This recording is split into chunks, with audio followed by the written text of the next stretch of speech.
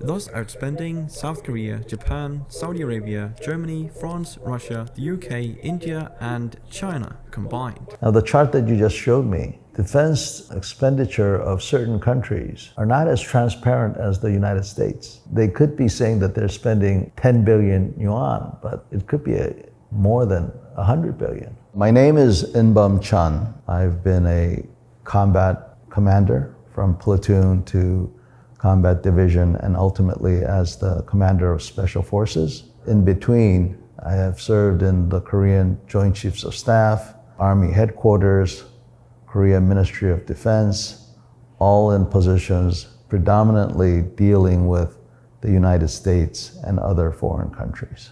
And I have been retired for now close to 9 years. My rank when I separated from the Korean military was a 3-star general.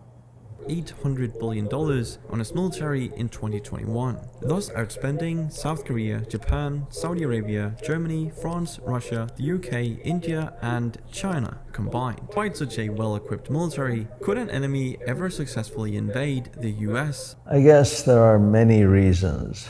You could say that defense industry of the United States, which is a monster of itself, creates this kind of situation. But I really don't care about that. What I care is the soldier provided good equipment to make sure that he has an edge to fight and survive? From where I'm sitting, the defense expenditure by the United States is a representation of commitment of the US government to provide its soldiers the best equipment that they can have. And at the same time, realizing that the number one mission of a nation is to protect people through national security. I think this is something that the Koreans need to learn. We always focus on the economy. What's the use of having money if you're meeting a thug in an alleyway and there's no police to protect you? Money isn't going to solve that situation. A gold watch is not going to solve that situation. All of this is going to be taken away by the armed robber. I think Korea, as well as a lot of other countries, really need to step up and increase their focus on defense spending. Now, the chart that you just showed me, defense expenditure of certain countries are not as transparent as the United States. What I'm saying is they could be saying that they're spending 10 billion yuan, but it could be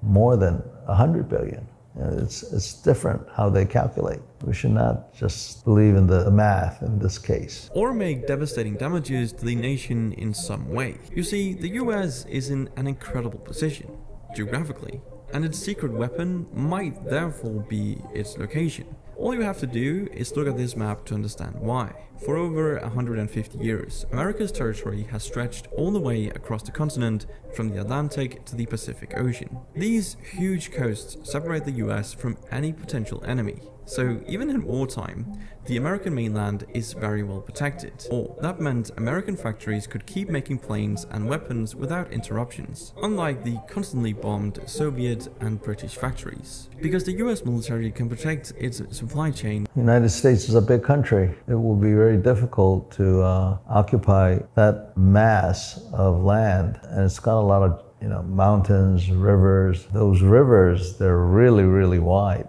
And then the United States, of course, is protected by the Pacific Ocean as well as the Atlantic Ocean. So a military invasion of the United States, although conceivable, will not be easy. And I think it's the same for other big countries like China and Russia. The only viable way to attack not only the United States, but countries like China or Russia is to insert psychological or conduct a psychological warfare.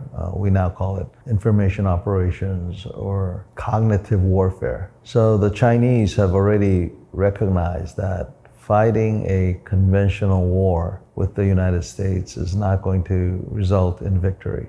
But cognitive war against the United States is probably their best bet. And that cognitive warfare is being conducted as we speak against the United States by China and by Russia and other countries. Being a South Korean who needs a strong United States, I'm hoping that the United States will be able to overcome these challenges. We Koreans, we need to make sure that we do what we can to protect our own society from that kind of challenge. Still maintains the selective service system.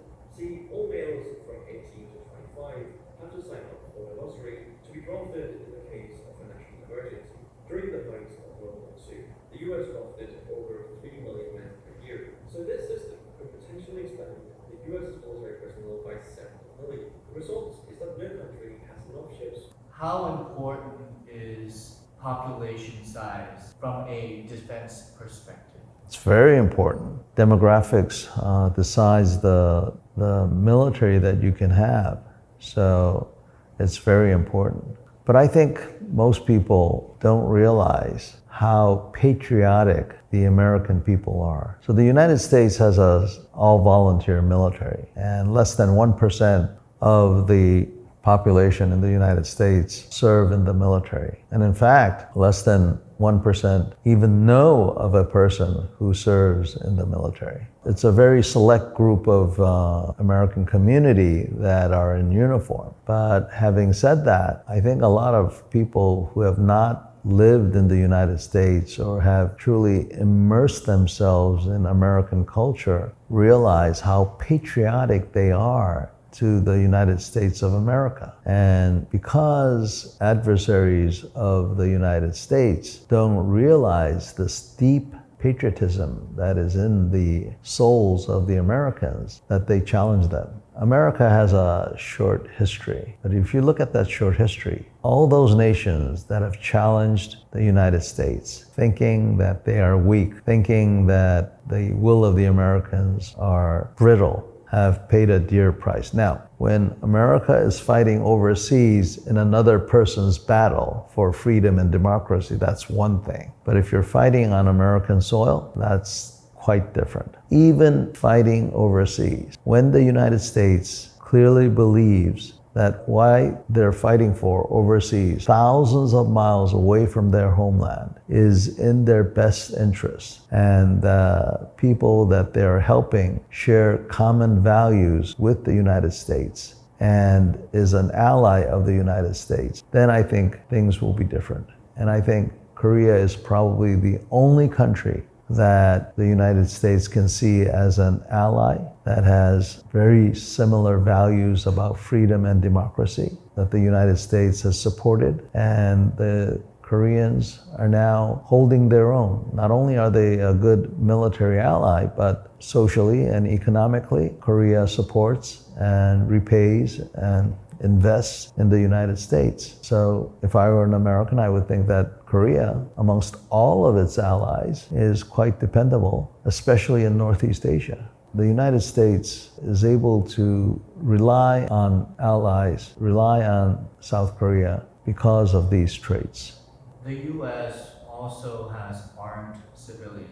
So one of the things that I enjoy when I go to the United States is go shooting, because when I hold a M1 rifle, it reminds me of the sacrifices, the courage of the American soldier during World War II and the Korean War and so forth. In Korea, because we have very strict gun laws, crimes of passion, killings are not as common as you would see in society where guns are more liberal. I think the United States is very unique. It cannot go back. I mean, there are more guns in the United States than there are people, so how can you? But they are doing this at a very high price. It's as you noted, it's a reason that no foreign power, not even the US federal government, would be able to impose by force something on a state or even a community, because they are armed to their teeth. Various points were made. Which do you find to be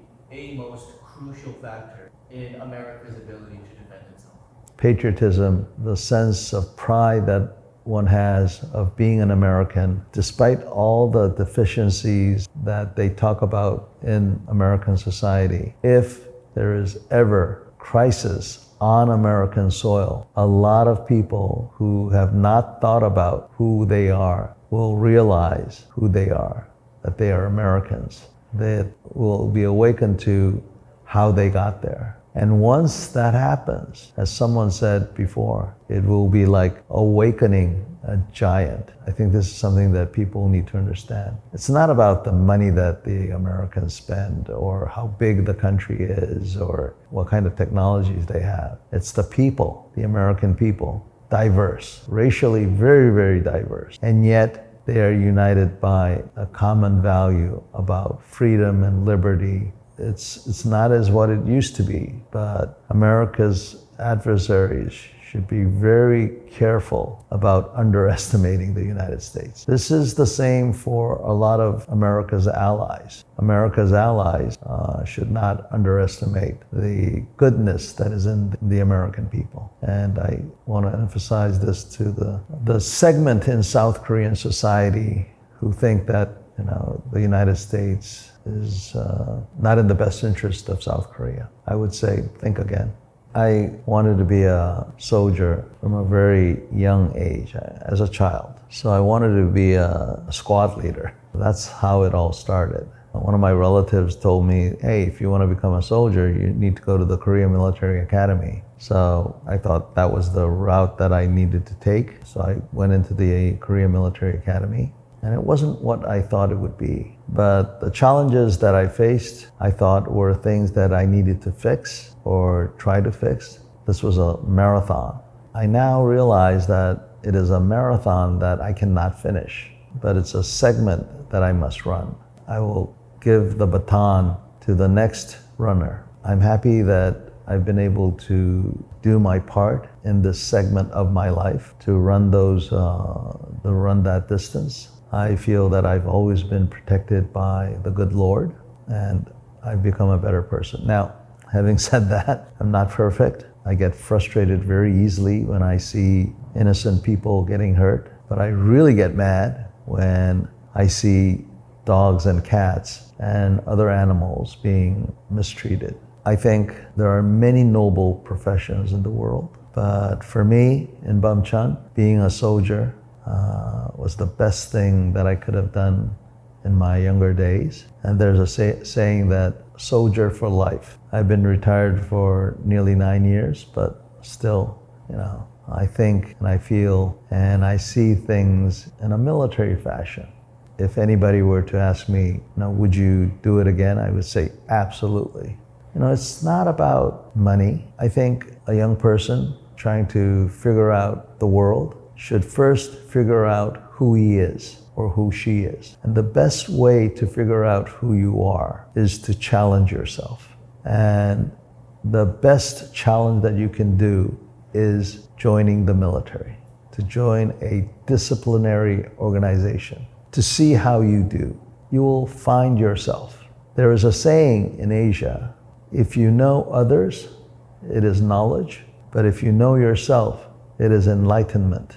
So I think a military life for a young person is especially valuable because through military life, you will be able to find who you are.